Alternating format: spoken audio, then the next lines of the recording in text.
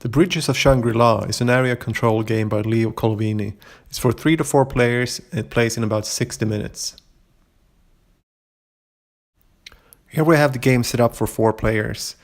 The board depicts the realm of Shangri-La with the different cities within. The object of the game is to have as many masters on the board as possible. Masters are the figurines that can be seen right now. Between the cities are bridges. These bridges will slowly disappear throughout the game, effectively shrinking the board. The players take turns choosing one of 3 actions. The first action is placing a new master tile. The second one is recruit students, or the third one, begin the journey of the students. Those are the only 3 actions available in the game. In order to perform the first action, placing a new master, you need to choose a city that already has one of your own masters, and only then can you play a master on a vacant spot. When performing the second action, the placing of students, you place the students on top of the masters, and you're allowed to place 2 students in the same or different cities. The only limit is you're only allowed to place 1 student per master. The third action, the journey of the students, is a more complex one. In order to perform the journey of the students, you need to choose a city where you have at least 1 student of your own.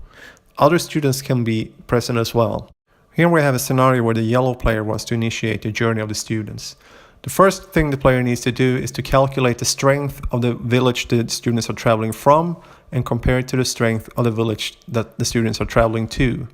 The strength of the villages is the sum of the masters and the students in the cities. The higher number wins, and in case of a tie, the defender wins. In this scenario, the attacking city is stronger, meaning that the students there will travel to become new masters in the new city.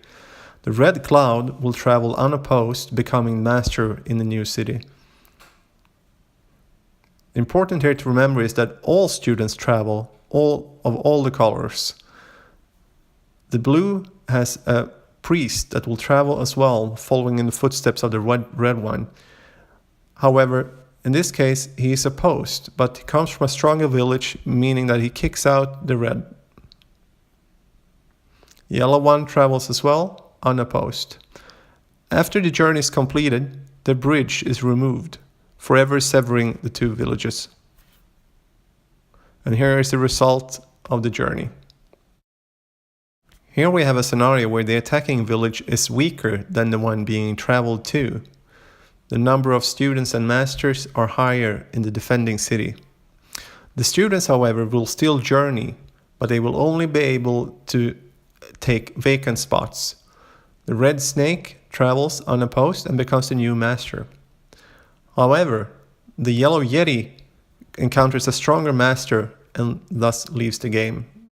After the journey is completed, the bridge is removed, leaving the 2 villages severed forever, just like in the last example. Eventually, enough travels will have happened to have broken every bridge, leaving the city completely isolated. When that happens, the city is marked as out of play by placing a stone of the wise men in the center. When 11 of these stones have been placed on the cities, the game ends, and at that point, you count the number of masters in all the cities. The player with the most masters is the winner. I think that the Bridges of Shangri-La is an amazing game. It's honestly one of the best games that I've ever played, and I've played way over 1,000 games. The aspects that I really love about it is the shrinking board, and that every turn you face these hard decisions, but you only have to choose between 3 simple actions, and you all constantly have to weigh placing of new masters versus the placing of new students, since masters are the ones that actually score points and allow you to have a broader selection when it comes to placing new students. And also the timing of when to go on a journey with the students. Optimally, you want your opponents to journey for you, doing your bidding, forcing your opponent to make journeys that are beneficial to you. And it's really, really simple, but it's really deep. And most of the people I've played this with are really surprised because it has this emergence to it that doesn't become obvious until you're in the middle of the game, because it doesn't look as much. To me, it looks fine. I quite like the Spartan look when it comes to graphics, so I'm not bothered by that. And I'm an old school war gamer, so these paper counters kind of rock my world as well. But I know a lot of people who don't like that. They want more graphically exciting games. They want miniatures. But you really need to give this game a chance, because it is a masterpiece in all its simplicity.